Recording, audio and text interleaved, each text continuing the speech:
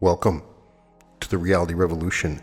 Today, we're going to continue with a series that I have going called the 12 Lessons of Raja Yoga, based on a book called A Series of Lessons in Raja Yoga by William Walker Atkinson, writing under the pseudonym Yogi Ramacharaka. The book outlines a series of steps that you can go through on a conscious level to improve your focus, attention, and your awareness of the power that you have and your spirit. It's a step-by-step process, and when done in order, it is more powerful, but you can do each one individually. You can go backwards. Each one has its own unique wisdom and learning, and it is an unfoldment in consciousness. And so far, if you check out the previous episodes, we've covered some incredible ground. We've covered the first step, which was pretty good. There's some meditations involved. The I, the ego's mental tools, the expansion of the self, mental control, cultivation of attention, cultivation of perception. And each of these lessons have required a singular focus on some aspect of our overall experience and understanding of the universe. This is the seventh lesson, the unfoldment of consciousness. We have thought it well to make a slight change in the arrangement of these lessons, that is, in the order in which they should appear. We had contemplated making this seventh lesson a series of mental drills intended to develop the mental faculties that we have decided to postpone the same until a later lesson, believing that by doing so, a more logical sequence or order of arrangement will be preserved. In this lesson, we will tell you of the unfoldment of consciousness in man. And in the next lesson, and probably in the one following it, we shall present to you a clear statement regarding the states of mind below and over consciousness, a most wonderful region, we assure you, and one that has been greatly misunderstood and misinterpreted. This will lead up to the subject of the cultivation of the various faculties, both conscious and outside consciousness. And the series will be concluded by 3 lessons going right to the heart of this part of the subject and giving certain rules and instruction calculated to develop man's wonderful thought machine that will be of the greatest interest and importance to all of our students. When the lessons are concluded, you will see that the present arrangement is the most logical and proper. In this lesson, we take up the subject of the unfoldment of consciousness, a most interesting subject. Many of us have been in the habit of identifying consciousness with mind, but as we proceed with the series of lessons, we will see that which is called consciousness is but a small portion of the mind of the individual, and even that small part is constantly changing its states and unfolding new states undreamed of. Consciousness is a word we use very often in considering the science of the mind. Let us see what it means. Webster defines it as one's knowledge of sensation and mental operations, or of what passes in one's mind. Halleck defines it as the undefinable characteristic of mental states which causes one to be aware of them. But as Halleck states, consciousness is incapable of definition to define anything we are obliged to describe in terms of something else. And there is nothing else in the world like consciousness. Hence, we can define it only in terms of itself. And that is very much like trying to lift oneself by one's own bootstraps. Consciousness is one of the greatest mysteries that confronts us. Before we can understand what consciousness really is, we must know just what mind really is. And that knowledge is lacking, notwithstanding the many ingenious theories evolved in order to explain the mystery. The metaphysicians do not throw much light on the subject. And as for materialistic science, listen to what Huxley says, how it comes about that anything so remarkable as a state of consciousness comes about by the result of irritating nerve tissue is just as unaccountable as the appearance of the genie when Aladdin rubbed his lamp.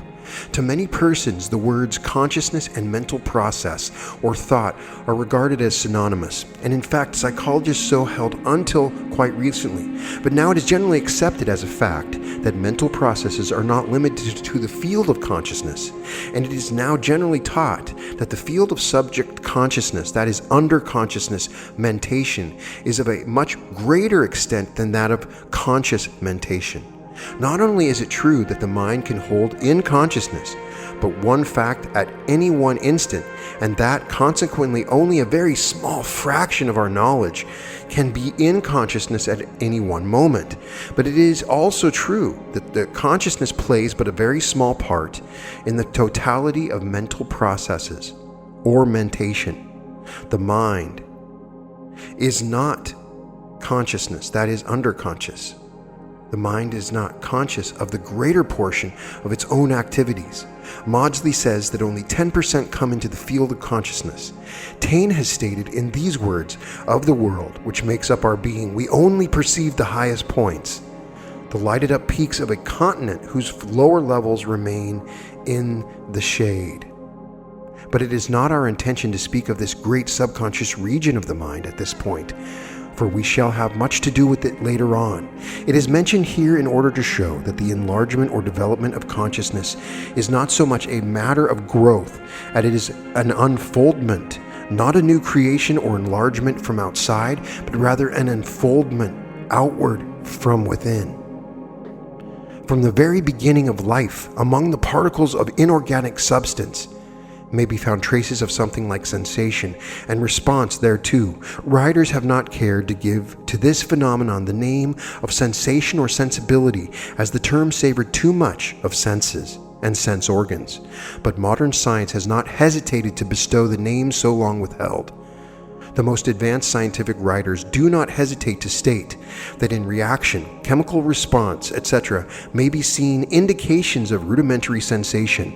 Hegel says, "I cannot imagine the simplest chemical and physical processes without attributing the movement of the material particles to unconscious sensation. The idea of chemical affinity consists in the fact that the various chemical elements perceive the qualitative differences in other elements and experience pleasure or revulsion at contacts with them, and execute their specific movements on this ground." He also speaks of the sensitiveness of plasm, or the substance of living bodies, as being only a superior degree of the general irritability of substance. Chemical reaction between atoms is spoken of by chemists as a sensitive reaction. Sensitiveness is found even in the particles of inorganic substance, and may be regarded as the first glimmerings of thought. Science recognizes this when it speaks of the unconscious sensation of the particles as a thesis or feeling, and the unconscious will that responds thereto as tropsis or inclination. Hegel says of this that sensation perceives the different qualities of the stimuli, and feeling the quantity, and also we may ascribe the feeling of pleasure and pain in the contact with qualitatively different atoms to all atoms, and so explain the elective affinity in chemistry. Attraction of loving atoms, inclination, repulsion of hating atoms, disinclination. It is impossible to form a clear or intelligent idea of the phenomenon of chemical affinity, etc., unless we attribute to the atom something akin to sensation. It is likewise impossible to understand the actions of the molecules unless we think of them as possessing something akin to sensation. The law of attraction is based upon mental states in substance. The response of inorganic substance to electricity and magnetism is also another evidence of sensation and the response thereto. In the movements and operations of crystal life, we obtain evidences of still higher forms of sensation and response thereto. The action of crystallization is very near akin to that of some low forms of plasmic action. In fact, the missing link between between plant life and the crystals is claimed to have been found in some recent discoveries of science, the connection being found in certain crystals in the interior of plants composed of carbon combinations and resembling the inorganic crystals in many ways. Crystals grow along certain lines and forms up to a certain size. Then they begin to form baby crystals on their surfaces, which then take on the growth. The processes being almost analogous to cell life. Processes akin to fermentation have been detected among chemicals. In many ways, it may seem that this beginning of mental life must be looked for among the minerals and particles, the latter, be it remembered, composing not only inorganic but also organic substance. As we advance in the scale of life, we are met with constantly increasing unfoldment of mentation, the simple giving place to the complex manifestations. Passing by the simple vital processes of the Monera, or single-celled things, we notice the higher forms of cell life, with growing sensibility or sensation. Then we come to the cell groups in which the individual cells manifest sensation of a kind, coupled with a community sensation. Food is distinguished, selected, and captured, and movements exercised in pursuit of the same. The living thing is beginning to manifest more complex mental states. Then the stage of the lower plants is reached, and we notice the varied phenomenon of that region, evidencing an increased sensitiveness, although there are practically no signs of special organs of sense. Then we pass on to the higher plant life, in which begin to manifest certain sensitive cells or groups of such cells, which are rudimentary sense organs. Then the forms of animal life, and considered with rising degrees of sensations and growing sense apparatus, or sense organs, gradually unfolding into something like nervous systems. Among the lower animal forms, there are varying degrees of mentation, with accompanying nerve centers and sense organs, but little or no signs of consciousness, gradually ascending until we have dawning consciousness in the reptile kingdom, etc., and fuller consciousness and a degree of intelligent thought in the higher forms, gradually increasing until we reach the plane of the highest mammals, such as the horse, dog, elephant, ape, etc., which animals have complex nervous systems, brains, and well-developed consciousness. We need not further consider the forms of mentation and the forms of life below the conscious stage, for that would carry this far from our subject. Among the higher forms of animal life, after a dawn period or semi-consciousness, we come to form of life among the lower animals possessing a well-developed degree of mental action and consciousness, the latter being called by psychologists simple consciousness, but which term we consider too indefinite, and which we will term physical consciousness, which will give a fair idea of the thing itself. We use the word physical in the double sense of external and relating to the material structure of living being, both of which definitions are found in the dictionaries. And that is just what physical consciousness really is, an awareness in the mind or a consciousness of the external world, as evidenced by the senses, and of the body of the animal or person. The animal or person thinking on the plane of physical consciousness, all the higher animals do, and many men seem unable to rise much higher, identifies itself with the physical body and is conscious only of thoughts of that body and the outside world. It knows, but not being conscious of mental operations or of the existence of its mind. It does not know that it knows. This form of consciousness, while infinitely above the mentation of the non-conscious plane of sensation, is like a different world of thought form, the consciousness of the highly developed intellectual man of our age and race. It is difficult for a man to form an idea of the physical consciousness of the lower animals and savages, particularly as he finds it difficult to understand his own consciousness, except by the act of being conscious. But observation and reason have given us a fair degree of understanding of what this physical consciousness of the animal is like, or at least in what respect it differs from our consciousness. Let us take a favorite illustration, a horse standing out in the cold sleet and rain undoubtedly feels the discomfort and possible pain, for we know by observation that animals feel both. But he is not able to analyze his mental states and wonder when his master will come out to him. Think how cruel it is to keep him out of the warm stable. Wonder whether he will be taken out in the cold again tomorrow. Feel envious of the other horses who are indoors. Wonder why he is compelled to be out cold nights, etc., etc. In short, he does not think as would a reasoning man under such circumstances. He is aware of the discomfort, just as would be the man, and he would run home if he could, just as would the man. But he is not able to pity himself, nor to think about his personality as would the man, nor does he wonder whether such a life is worth living. After all, he knows, but is not able to think of himself as knowing. He does not know that he knows, as we do. He experiences the physical pain and discomfort, but is spared the mental discomfort and concern arising from the physical, which man so often experiences. The animal cannot shift its consciousness from the sensation of the outer world to the inner states of being. It is not able to know itself. The difference may be clumsily illustrated by the experience of a man's feeling, seeing or hearing something that gives him a pleasurable sensation, or the reverse.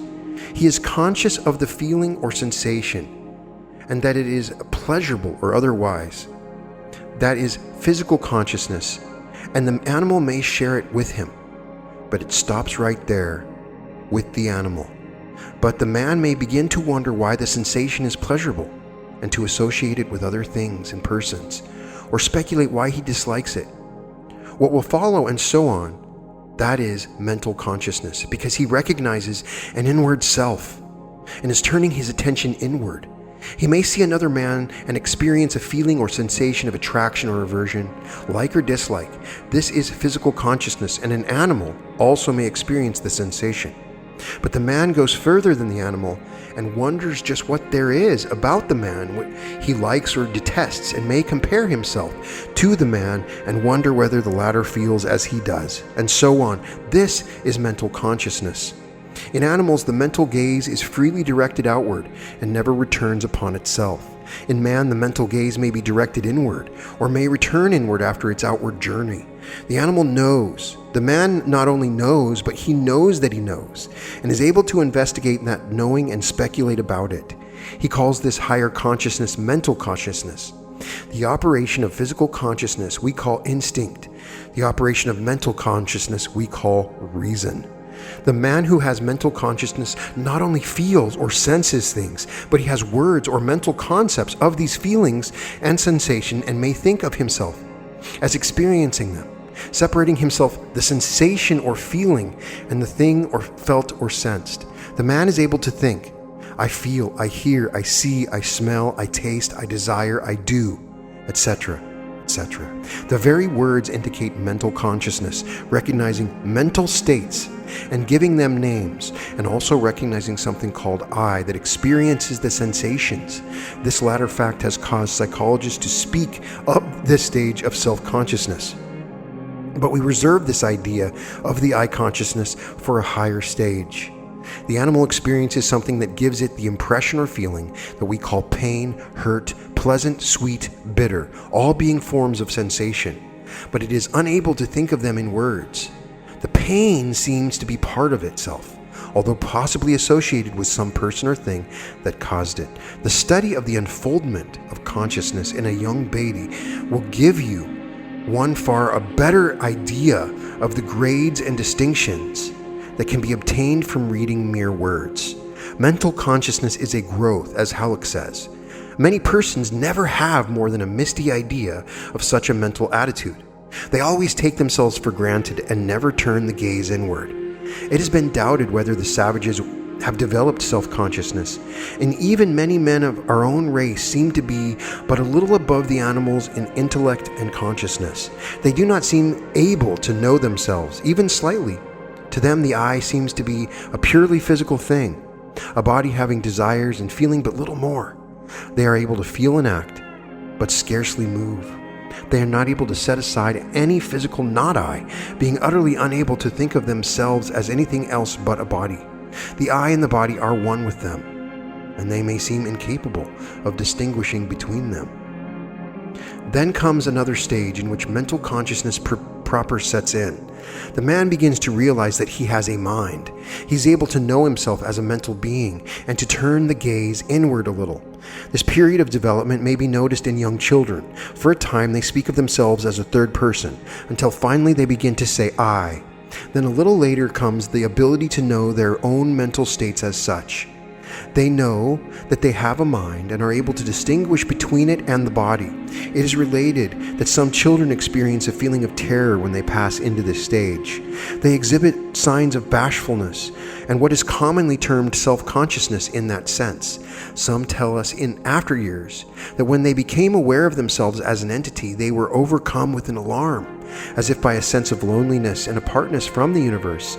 Young people often feel this way for several years. There seems to be a distinct feeling that the universe is antagonistic to and set apart from them. And although this feeling of separateness and apartness grows less acute as the man grows older, yet it is always present to a greater or lesser degree until a higher stage, the ego consciousness, is reached, when it disappears, as we shall see. And this mental consciousness stage is a hard one for many. They are entangled in a mass of mental states, which the man thinks is himself. And the struggle between the real I and its confirming sheaths is painful, and it becomes still more painful as the end is neared. For as man advances in mental consciousness and knowledge, he feels more keenly and suffers accordingly. Man eats the fruit of the tree of knowledge and begins to suffer, and is driven out of the Garden of Eden of the children and primitive races, who live like the birds of the air and concern themselves not about the mental states and problems. But there is deliverance ahead in the shape of a higher consciousness, although but few realize it and still fewer have gained it. Perhaps this lesson may point the way for you. With the birth of mental consciousness comes the knowledge that there is a mind in others. Man is able to speculate and reason about the mental states of other men because he recognizes these states within himself. As man advances in the mental consciousness, he begins to develop a constantly increasing degree and grade of intellect, and accordingly he attaches greater importance to that part of his nature. Some men worship intellect as a god, ignoring its limitations, which other thinkers have pointed out. Such people are apt to reason that because the human intellect, in its present state of development, reports that such a thing must be or cannot possibly be, that matter is forever settled. They ignored the fact that it is possible that man's intellect, in its present state of unfoldment, may be able to take cognizance of only a very small part of the universal fact, and that there may be regions upon regions of reality and fact, which he cannot even dream. So far they are removed from his experience. The unfoldment of a new sense would open out a new world and might all bring to light facts that would completely revolutionize our entire world of conception by reason of the new information it would give us. But nevertheless, this mental consciousness has come, this wonderful work of intellect has shown in the achievements of man up to this time. And while we must recognize its limitations, we gladly join in singing its praises. Reason is the tool with which man is digging into the mine of facts, bringing to light new treasures every day. This stage of mental consciousness is bringing to man knowledge of himself, knowledge of the universe, that is well worth the price he pays for it. For man does pay a price for entrance into this stage, and he pays an increasing price as he advances in its territory. For the higher he advances, the more keenly he feels and suffers, as well as enjoys. Capacity for pain is the price man pays for attainment. Up to a certain stage, his pain passes from the physical to the mental consciousness, and he becomes aware of the problems that he never dreamt existed. And the lack of an intellect answer produces mental suffering. And the mental suffering that comes to him from unsatisfied longings, disappointment, the pain of others whom he loves, is far worse than any physical suffering. The animal lives its animal life, and is contented, for it knows no better. If it has enough to eat, a place to sleep, a mate, it is happy.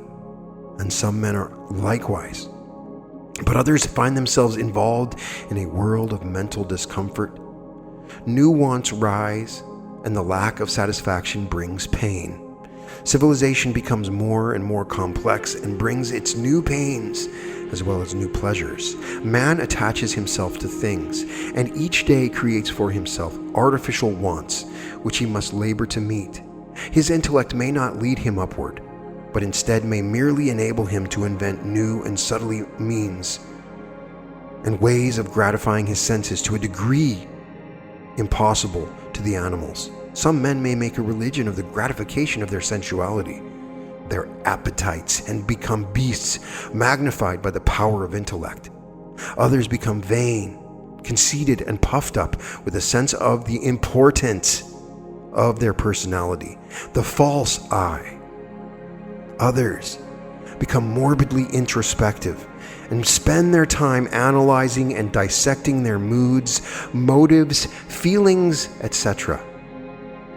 Others exhaust their capacity for pleasure and happiness, but looking outside for it instead of within, and become blasé, bored, ennuied, and an affliction to themselves.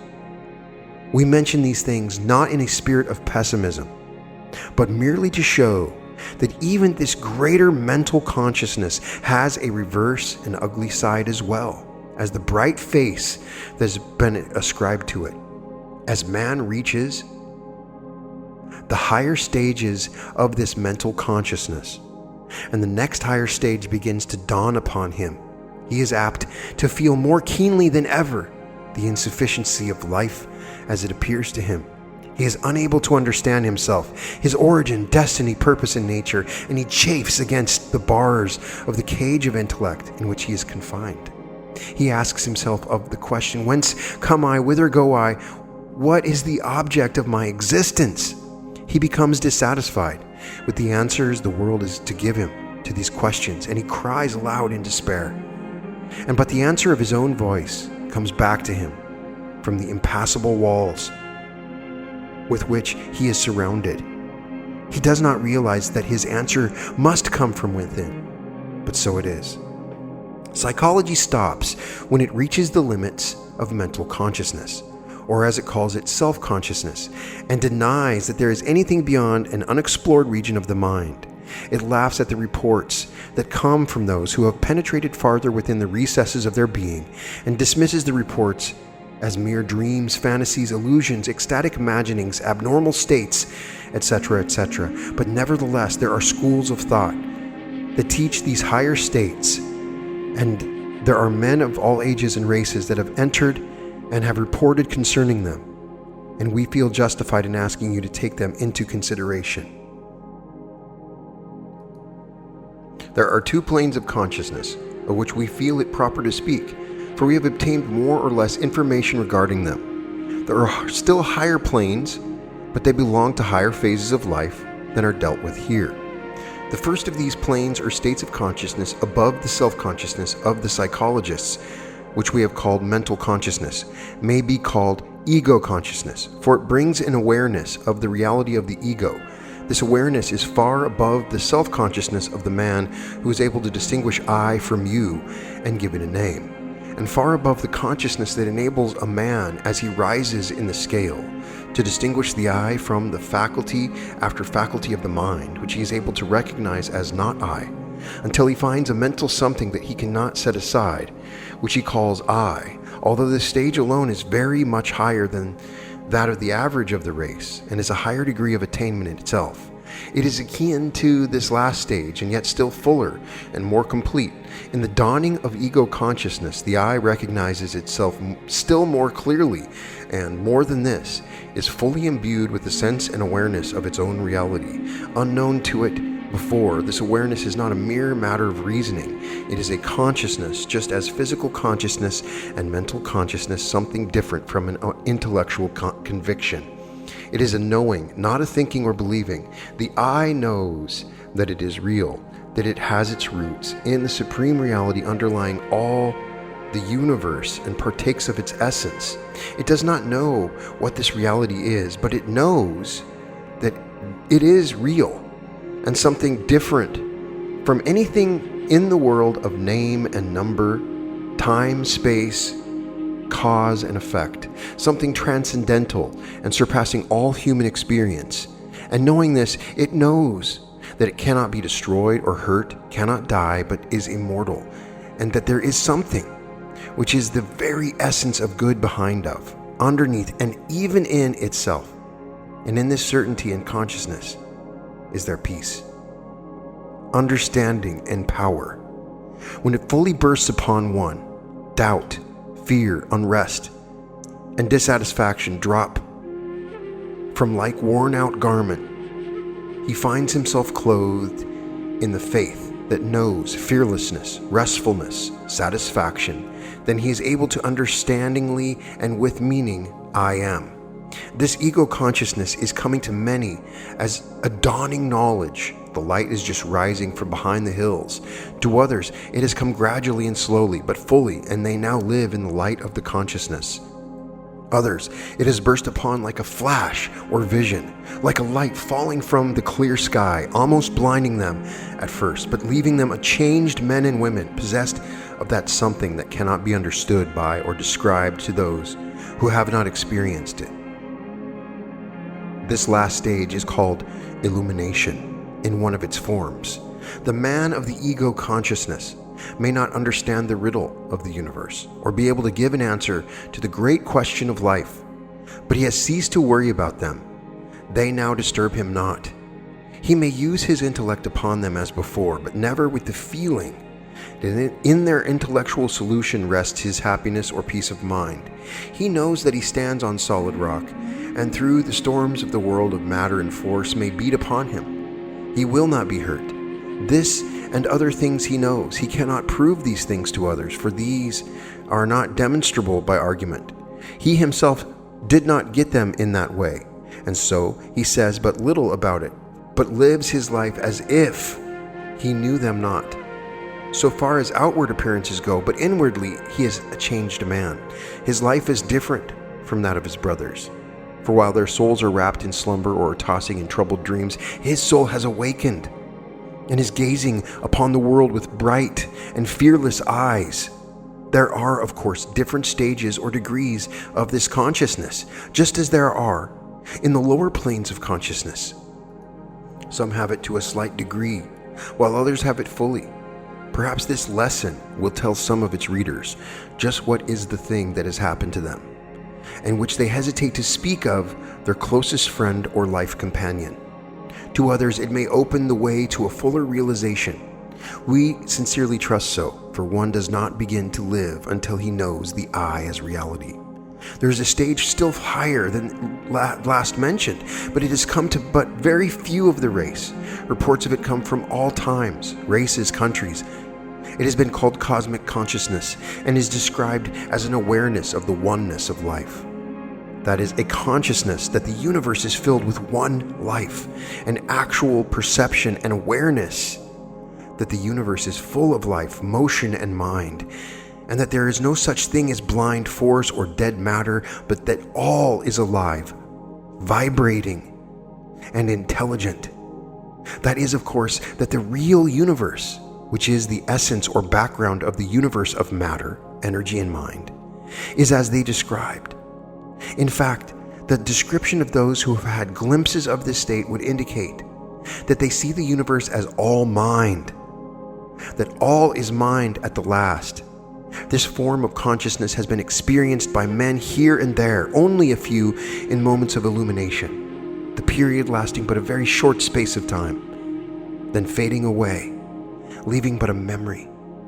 In the moment of the illumination, there came to those experiencing it a sense of in-touchness with universal knowledge and life, impossible to describe, accompanied by a joy beyond understanding. Regarding this last cosmic consciousness, we would state that it means more than an intellectual conviction, belief, or realization of the facts as stated, for an actual vision and consciousness of these things in the moment of illumination. Some others report that they have a deep, abiding sense of the reality of the facts described by the report of the illumined, but have not experienced the vision or ecstasy referred to. These last people seem to have had with them always the same mental state as that possessed by those who had the vision and passed out of it, carrying with them the remembrance and feeling, but not the actual consciousness attained at the moment. They agree upon the essential particulars of the reports. Dr. Maurice Buck, now passed out of this plane of life, wrote a book called Cosmic Consciousness, in which he describes a number of these cases, including his own, Walt Whitman's, and others, and in which he holds that this stage of consciousness is before the race, and we will gradually come to it in the future. He holds that the manifestation of it, which has come to some few of the race, as above stated, is but the first beams of the sun, which are flashing upon us, and which are but prophecies of the appearance of the great body of light itself. We shall not here consider at length the reports of certain great religious personages of the past, who have left records that in moments of great spiritual exaltation they become conscious of being in the presence of the Absolute, or perhaps within the radius of the light of its countenance. We have great respect for these reports and have every reason to believing them of them authentic, notwithstanding the conflicting reports that have been handed down to us by those experiencing them. These reports are conflicting because of the fact that the minds of those who had the glimpses of consciousness were not prepared or trained to fully understand the nature of the phenomena. They found themselves in the spiritual presence of something of awful grandeur and spiritual rank, and were completely dazed and bewildered at the sight. They did not understand the nature of the Absolute, and when they had sufficiently recovered, they reported that they had been in the presence of God, the word God meaning their particular conception of deity, that is, the one appearing as deity in their own particular religious creed or school. They saw nothing to cause them to identify this something with their particular conception of deity, except they thought that it must be God, and knowing no other God except their own particular conception, they naturally identifying the something with God as they conceived him to be, and their reports naturally were along these lines. Thus the reports of all religions are filled with accounts of the so-called miraculous occurrences. The Catholic saint reports that he saw of light God's countenance, and the non-Catholic reports likewise regarding God as he knows him. The Mohammedan reports that he caught a glimpse of the face of Allah, and the Buddhist tells us that he saw Buddha under the tree. The Brahmin has seen the face of Brahma, and the various Hindu sects have men who have given similar reports regarding their own particular deities. The Persians have given similar reports, and even ancient Egyptians have left records of similar occurrences. These conflicting reports have led to the belief on the part of those who did not understand the nature of the phenomenon that these things were all imagination and fancy, if indeed not rank falsehood and imposture. But the yogis know better than this. They know that underneath all these varying reports, there is a common ground of truth, which will be apparent to anyone investigating the matter.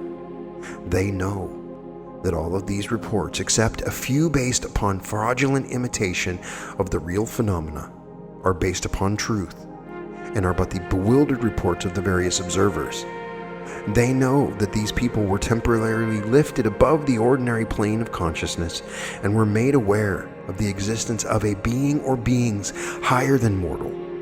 It does not follow that they saw God or the Absolute, for there are many beings of higher spiritual growth and development that would appear to the ordinary mortal as a very God. The Catholic doctrine of angels and archangels is corroborated by those among the yogis who have been behind the veil, and they give us reports of the devas and other advanced beings. So the yogi accepts these reports of the various mystic saints and inspired ones and accounts for them all by laws perfectly natural to the students of the yogi philosophy, but which appear as supernatural to those who have not studied along these lines. But we cannot speak further of this phase of the subject in this lesson, for a full discussion of it would lead us far away from the phase of the general subject before us. Before we wish to understood as saying that there are certain centers in the mental being of man from which may come light regarding the existence of the Absolute and higher order of beings. In fact, from these centers come to man that part of his mental feelings that he calls the religious instinct or intuition. Man does not arrive at that underlying consciousness of something beyond by means of his intellect. It is the glimmer of light coming from the higher centers of the self.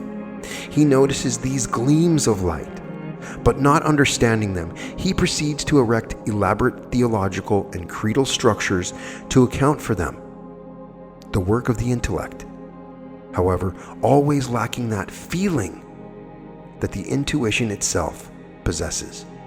True religion, no matter under what name it may masquerade, comes from the heart and is not comforted or satisfied with these intellectual explanations. And hence that unrest and craving for satisfaction which comes to man when the light begins to break through.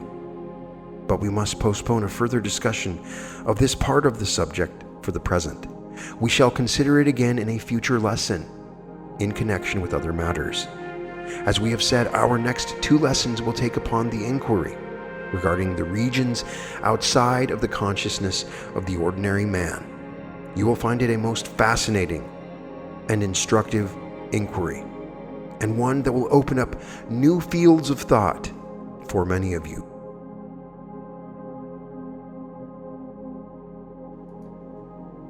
The mantra or affirmation for the 7th lesson is as follows. Repeat it until you can memorize this affirmation without reading it or listening to it. I am a being far greater and grander than I have as yet conceived. I am unfolding gradually but surely into higher planes of consciousness. I am moving forward and upward constantly. My goal is the realization of the true self, and I welcome each stage of unfoldment that leads me toward my aim. I am a manifestation of reality. I am.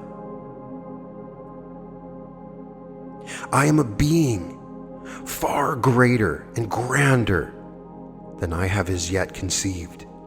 I am unfolding gradually, but surely into higher planes of consciousness.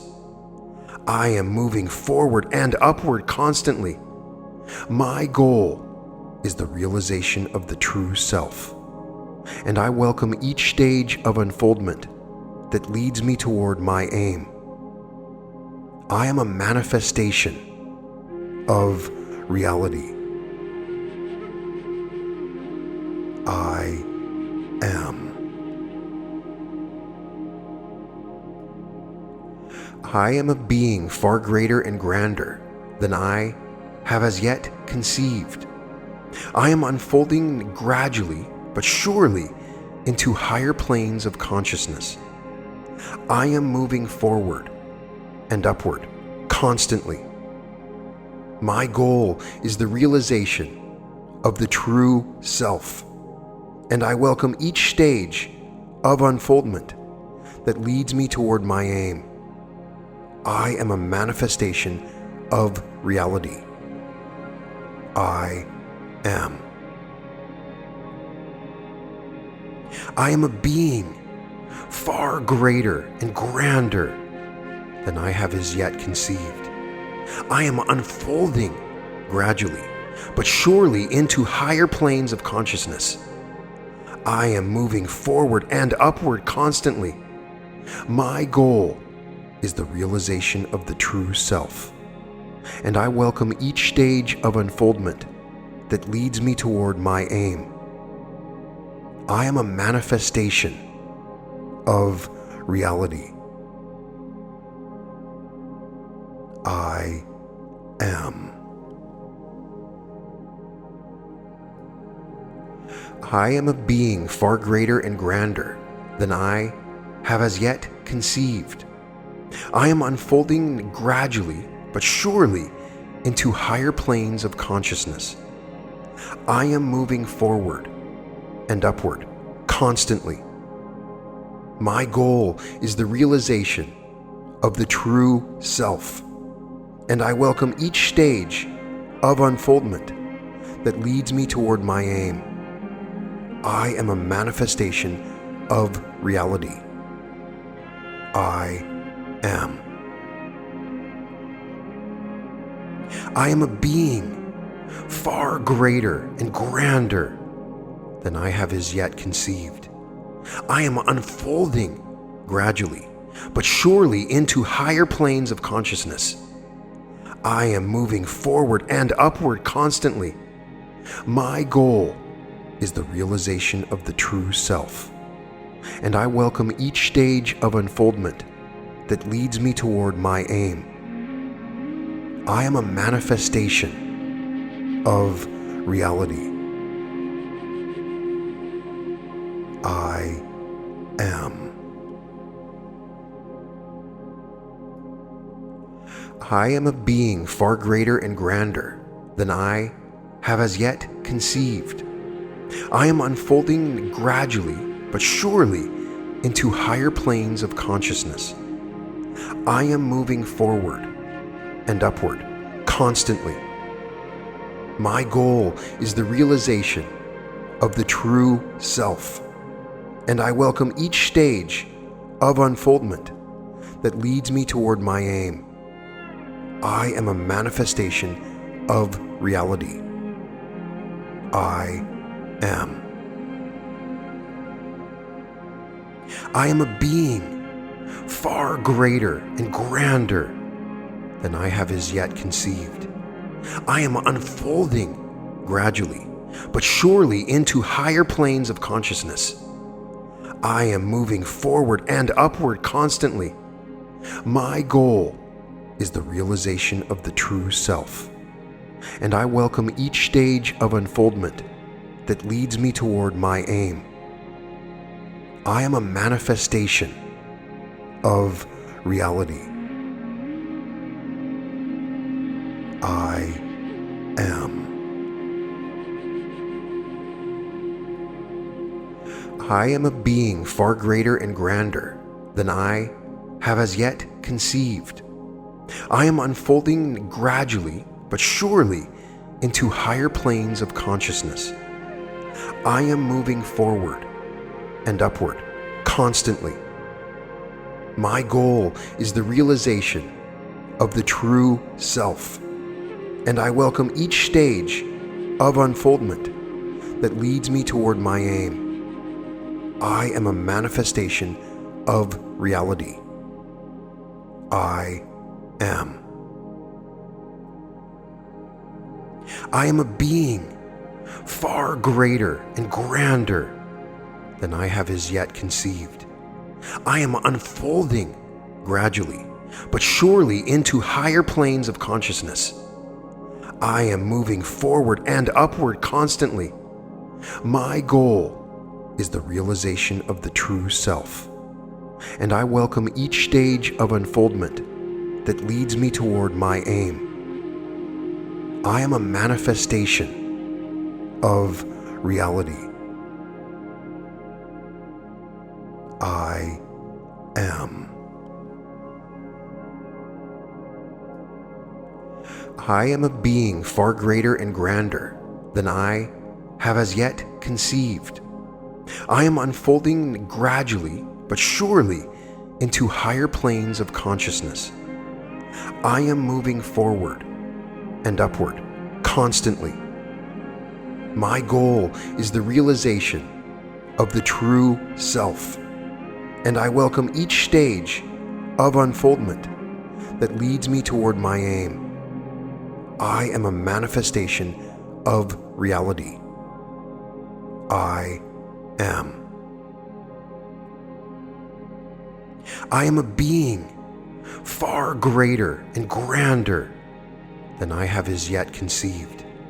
I am unfolding gradually, but surely into higher planes of consciousness.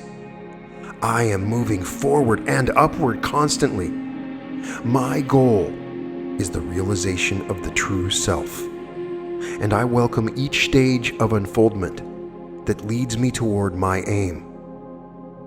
I am a manifestation of reality. I am.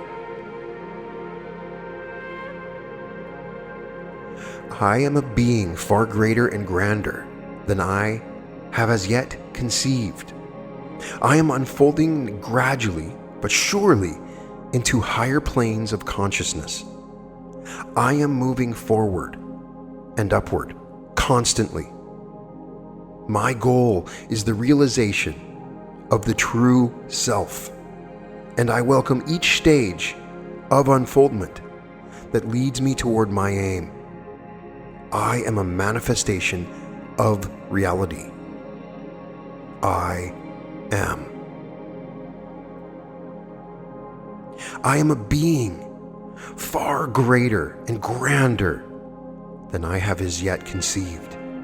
I am unfolding gradually, but surely into higher planes of consciousness. I am moving forward and upward constantly. My goal is the realization of the true self, and I welcome each stage of unfoldment that leads me toward my aim. I am a manifestation of reality. I am. I am a being far greater and grander than I have as yet conceived. I am unfolding gradually but surely into higher planes of consciousness. I am moving forward and upward constantly. My goal is the realization of the true self, and I welcome each stage of unfoldment that leads me toward my aim. I am a manifestation of reality. I am. I am a being far greater and grander than I have as yet conceived. I am unfolding gradually, but surely into higher planes of consciousness. I am moving forward and upward constantly. My goal is the realization of the true self, and I welcome each stage of unfoldment that leads me toward my aim. I am a manifestation of reality. I am. I am a being far greater and grander than I have as yet conceived. I am unfolding gradually but surely into higher planes of consciousness. I am moving forward and upward constantly. My goal is the realization of the true self, and I welcome each stage of unfoldment that leads me toward my aim. I am a manifestation of reality. I am. I am a being far greater and grander than I have as yet conceived. I am unfolding gradually, but surely into higher planes of consciousness. I am moving forward and upward constantly. My goal is the realization of the true self, and I welcome each stage of unfoldment that leads me toward my aim. I am a manifestation of reality. I am. All episodes of The Reality Revolution can be found at therealityrevolution.com. I'm imagining love and light to everyone that's listening, and that your day be perfect and powerful. And welcome to The Reality Revolution. Welcome to The Reality Revolution. Unlimited possibilities. Dedicated to the spirits who believe life is meant to be magical. Get out. He has some really good meditations. and you discuss. It contains advanced viewpoints of the multidimensional human beings of the 21st century. I'm your host, Brian Scott. Sometimes you need to go back. We were able to visualize when exploring stuff that's fun to explore. I can tell. Unleash your potential. Some topics on how to change the subconscious mind and some I'm your host, Brian Scott.